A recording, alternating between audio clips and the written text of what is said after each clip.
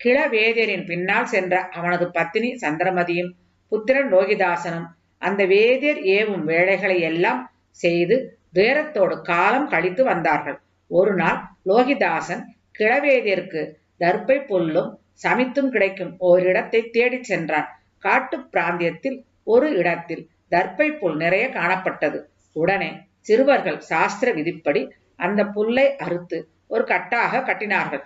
பிறகு சமித்திகளை சேகரித்தார்கள். பிறகு பாரமான 2 சுமைகளையும் தூக்க முடியாமல் தூக்கி தலையில் சுமந்து கொண்டு தள்ளாடி தள்ளாடி நடந்து வரும்பொழுது வழியில் கால்நடை களைப்பினால் அவர்களுக்கு தாகம் ஏற்பட்டது. உடனே அந்த சிறுவர்கள் ஒரு தடாகத்தை கண்டதும் தடாகக் கரையில் ஒரு புற்றுமேட்டில் தலை சுமைகளை இறக்கி வைத்துவிட்டு தடாகத்தில் இறங்கி தண்ணீரை அருந்தினார்கள். பிறகு லோகிதாசன் தன் சுமையை எடுப்பதற்காக புற்று மேட்டருகே சென்றான். அப்பொழுது விஸ்வாமித்திரரின்